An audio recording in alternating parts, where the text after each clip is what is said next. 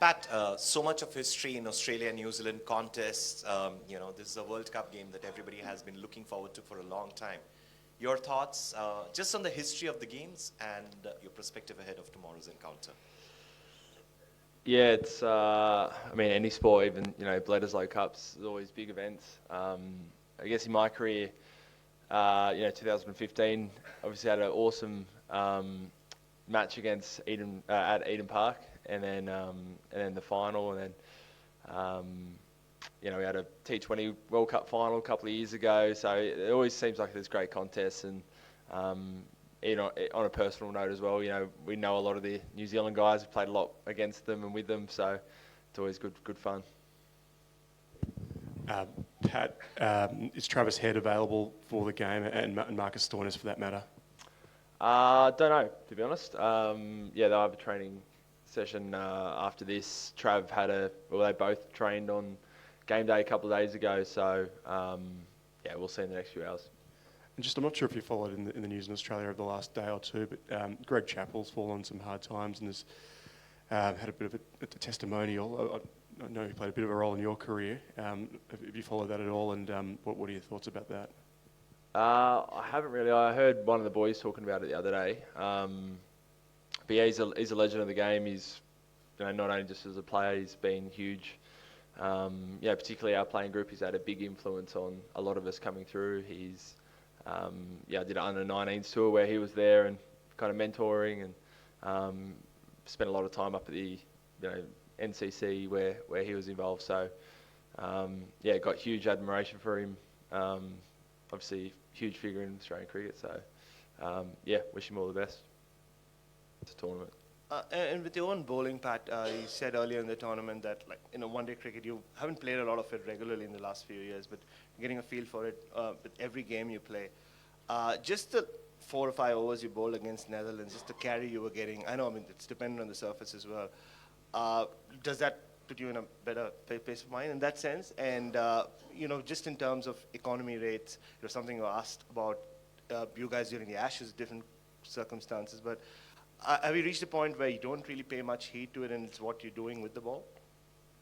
Yeah, I've been really happy with how I've been bowling. I feel like I've probably been bowling the best I have for a little while in ODI cricket. So, and in terms of economy rates, we're really role specific. So Joshy Hazel is going to look different to me, or to Starkey, to Adam Zampa, or it's just about having your role and trying to own that. So. For example, we could try and be really safe through the middle, but if we're not going to take wickets, well, they're probably going to score runs at the back end. So we're always all about wickets at the start and the middle, and happy to give up a few runs if in search of that. Hey Pat, you've played a lot of cricket with Mitchell Starc, and he's on an incredible streak at the minute. He's taken a wicket in every World Cup match he's played, which is a record. What do you think makes him so successful or so effective in World Cup matches? I think in 50 over cricket, there's the new ball, the middle phase, and the last phase, and it's pretty hard to nail all three. But I think he's one of the rare bowlers that swings it up front, but you can basically give him the ball at any time, and you feel like he's going to create something. And again, I think he just keeps getting better and better. He's wobbling the ball across right-handers. He's bowling round the wicket probably more than he did in, say, 2015. He's got plenty of tools at his disposal, and it's pretty amazing that he's been able to keep up the pace for that long as well. Pat, just further to Bharat's questions, you're still a fairly young ODI captain, but you talk about role-specific roles for the bowlers. Does that require you to tell yourself to hold your nerve when a guy's gone for 25 or 30 off 2 overs, and it's the plan, but it's looking pretty ugly? You've got to... it's all a balance. I mean, luckily in our team we've got plenty of options, so it always feels like you can bounce between plans a lot. It does feel like a real luxury, but you've got to know when to cut your losses as well. There are times where you can't create anything out of thin air. The ball's not doing too much. You're bowling cross seam. It's a good wicket, so there are times where you just feel like you need to hang on and change plans. Pat, just on Josh, about 3 or 4 years ago, bowlers like him who was just so consistent were not getting picked because they were quote unquote too predictable. Now that he and some other bowlers like him who can just bowl line and length have made such a good comeback. What kind of luxury does he provide you as a bowling unit when you know that this guy is not going to go for more than 50 any game? I mean, he's been consistent his whole career. He's been a gun. So I don't think him being predictable has ever been a problem. He's, I think even in some of those times when he wasn't in the team, he was ranked number 1 or 2 in the world. So he's fantastic. He's another one who I think now can bowl at any time. But you're going to get quality up front, and as you said, consistent. Just rarely gets hit off his length, and just again another real luxury having a good score. So it might not be a 400 run game or innings, but it's just we talk a lot about playing what's in front of you, assess the conditions, and as a batter you build your innings around that.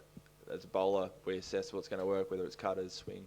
So new venue, we'll just make sure we're looking at it closely.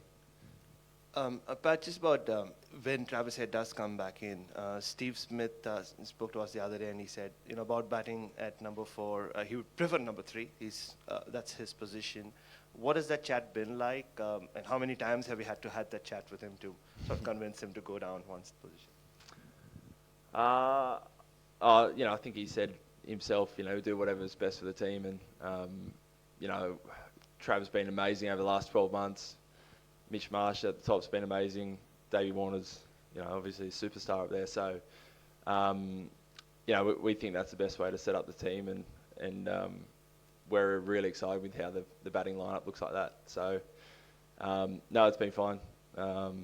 We all do some roles that maybe you're not is your preference, but it's what's best for the team, so it's fine. Pat, you mentioned close friends in other teams. Imagine you would have been heartbroken to see England suffer a defeat last night. What was your reaction to that, given you've got them in a couple of games' time? Obviously got them in a couple of games' time, so we'll have a close look there. But it's it was sad to see. Don't have much for it.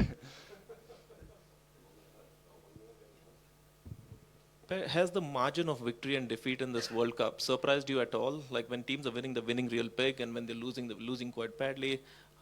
Have you managed to kind of pinpoint on why this is so? I think a lot of the time you speak about, chasing down whatever the opposition, puts up. I think this tournament, the trend for most of the teams has been you put a big score on the board, and then kind of as you're searching for run rate, you fall well short. So, I don't know. It has been surprising. There haven't been too many super close, right down to the wire games. But,